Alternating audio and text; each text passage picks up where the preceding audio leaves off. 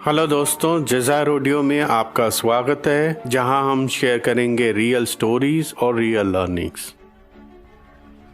So this podcast is in Hindi and suitable for Indian audience. तो agriculture sector आज भी Indian economy का backbone है, लेकिन यही वो सेक्टर है जो सबसे ज्यादा इनएफिशिएंट भी है। आज भी ज्यादातर प्रोड्यूस मंडियों पे ही बिकता है, लेकिन पिछले कुछ सालों से काफी एग्रीटेक स्टार्टअप्स आ गए हैं जो ये सिचुएशन चेंज कर रहे हैं। और उन एग्रीटेक स्टार्टअप में आज हम बात करेंगे शुभम डूंगरवाल जी से, जो कि जी फ्रेश एग्रोटेक के फाउंडर हैं। तो जी फ्रेश एक ऐसा प्लेटफॉर्म है जो कि ओनियन फार्मर्स को डायरेक्ट B2B क्लाइंट्स को बेचने में मदद करता है। अब तक जी फ्रेश ने नासिक के 18,000 से अधिक किसानों को प्रभावित किया है और इन पिछले 21 महीनों के संचालन में लगभग 34,000 मैट्रिक टन की खरीद की है। शुभम, जज़ायर ऑडियो में आपका बहुत स्वागत है। Thank you for having me. आपने मुझे बुलाया इसके लिए धन्यवाद। तो सबसे पहले ये बताइए कि ओनियन सप्लाई चेन में क्या चैलेंजेस आते हैं? सबसे बड़ी दिक्कत ये थी कि जो फार्मर्स है उनको सप्लाई कब करना है, कैसे करना है, ये मालूम नहीं था।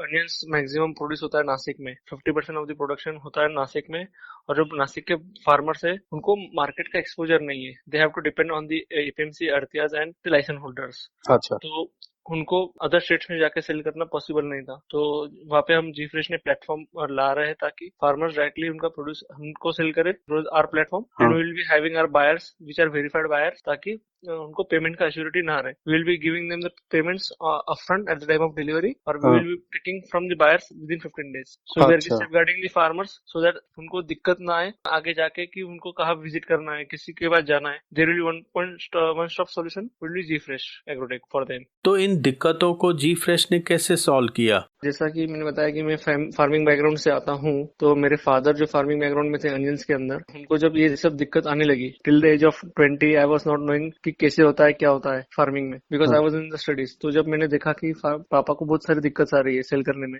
जो बायर है उनके पास जाना पड़ता है पेमेंट्स के लिए, दिक्कत आता है, तो मैंने सोचा कि सबसे बड़ा ये प्रॉब्लम है तो पहले ये सॉल्व करेंगे। There are many pain points but initially we started solving this cash payment problems. तो जैसा कि फार्मर जब उसका प्रोड्यूस सेल करने लाता है, वो अगर कंफर्मेशन हो जाता है कि भाई ये क्वालिटी मेरे को रिक्वायर्ड है, तब पूरा प्रोड्यूस मेरे सेंटर के ऊपर लाता है जो नियर बाय फार्म गेट रहेगा। उसके नियर बाय फार्म गेट के ऊपर आने का तो मेरा क्वालिटी इंस्पेक्शन होगा उसका पूरे प्रोड्यूस का। उसका फिर मार्केट रेट के हिसाब से उसका प्राइसिंग डिसाइड होगा, और उस बेसिस पे अगर फार्मर एग्री करता है कि मुझे इस प्राइस के ऊपर सेल करना है, तो we will be having his account details and we will be transferring the payments to his bank account as per his willingness. If he require bank account transfer it's provided, अगर नहीं तो उसको cash चाहिए तो cash भी मिलता है। सबसे ज्यादा फार्मर्स के पास बैंक अकाउंट नहीं रहता है रूरल में, और वो कन्वीनियंट कंसीडर नहीं करते बैंक से पैसा विड्रॉ करना, तो मैक्सिमम टाइम वो कैश पेमेंट्स प्रेफर करता है। मैक्सिमम डिफरेंस नहीं रहेगा मार्केट रेट में, क्योंकि मार्केट में जो रेट चल रहा है वही रेट में उनको इंस्टेंट पे कर रहा हूँ। वही अगर फार्मर्स को 15 डेज के बाद मिलेगा तो उसको मतलब नहीं है, और उसकी वजह से लॉसेस भी ज्यादा होते हैं, ताकि जो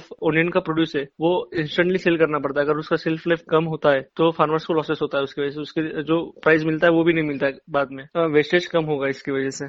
आपके जर्नी में किस तरह के चैलेंजेस आए और आपने उन्हें कैसे सॉल्व किया? सबसे बड़ा चैलेंज तो ये था कि वेरीफाइड बायर्स को मिलना, क्योंकि मार्केट में फेक बायर्स बहुत सारे ज्यादा है। They don't pay on time, they cut the prices after delivery. बहुत सारी चीजें जो लूपहोल्स है मार्केट में, उन सबको ये करने के बाद जो क्वालिटी स्टैंडर्ड्स होना चाहिए, वेरिफिकेशन स्टैंडर्ड्स होना चाहिए, वो हिसाब से हमने फार्मर्स का भी वेरिफिकेशन करवाया कि वो कौन सा प्रोड्यूस कर रहा है, और बायर्स का भी वेरीफाई करवाया कि बायर कौन सा कैटेगरी का है, बायर कितना कंसिस्टेंटली सप्लाई कर रहा है, और पेमेंट टर्म्स उसके क्या है। If they are acceptable to our terms तो ही हम उससे सप्लाई करते हैं, नहीं तो नहीं करते, बाद में डिफॉल्ट्स ना हो। तो ये सबसे बड़ा चैलेंज था कि हर एक स्टेट में जाके, हर सिटी में जाके, विलेजेस में जाके बायर्स को ढूंढना। तो हमने अभी तक वेरीफाइड 300+ बायर्स कर चुका हूँ मैं। तो मेरे पास जो बायर्स है वो ऑल वेराइटीज के हैं, जो होटलर्स भी है, दे आर कॉर्पोरेट्स, कोई रिटेलर्स भी है, होलसेलर्स भी है, प्रोसेसर्स भी, एवरीवन। तो मेरे पास जो भी क्वालिटी आता है I purchase on the basis of the orders what I am getting. अगर मुझे इस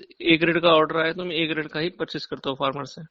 if I am quoting the order of C grade और D grade, we are having the sourcing of that produce from the farmers and supplying it. क्योंकि मेरा अभी presence है जो 7+ states में है, जैसा कि हरियाणा में है, दिल्ली एनसीआर में है, उत्तर प्रदेश में है, बिहार में है, वेस्ट बंगाल में है, कर्नाटका में है, तमिलनाडु में है।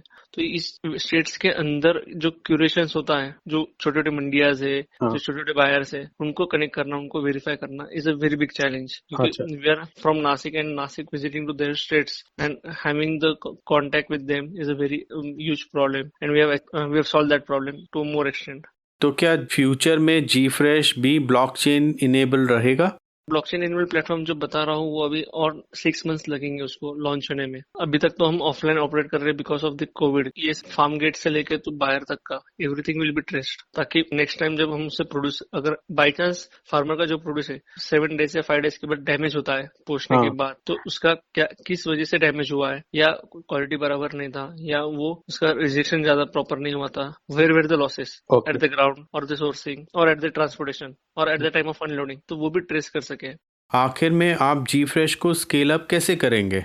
जैसा कि आज मैं ऑपरेट कर रहा हूँ सिंगल सेंटर से, which is in Nashik small village called Chandwad. तो अभी मैं और ऐसे 10 सेंटर्स ओपन कर रहा हूँ in the coming 2 to 3 years, हर जगह पे जहाँ पे प्रोडक्शन अच्छा है ऑनियंस का। टुडे मैंने एक विलेज को इम्पैक्ट करवाया है ऑलमोस्ट 20,000 फार्मर्स को। तो मैं अभी इसको 10 टाइम्स ग्रोथ में लेके जाना चाहता हूँ, मिनिमम 10 टाइम्स, ताकि मेरा फार्मर नेटवर्क भी बने, फार्मर्स को इम्पैक्ट भी करूँ मैं। इसी के साथ जो मेरा प्रोक्यूरमेंट चैलेंज है जो कॉर्पोरेट्स के लिए है वो मैं सॉल्व करूँ। Now we will be shifting it to the reducing the wastage of the produce. Then we will be also starting for the contract farming, so that the farmers are safeguarded of their produce and we can supply to European countries so that they get better price. Shubham, डिजायर audio में हमसे बात करने के लिए आपका बहुत बहुत शुक्रिया और GFresh के लिए बहुत सारी शुभकामनाएं। Thank you. सबके लिए गुड विशेष, आप भी इसी तरह से ग्रो हो। डिजायर ऑडियो को सुनने के लिए आपका बहुत बहुत शुक्रिया और इंसाइटफुल पॉडकास्ट के लिए हमसे जुड़े रहें।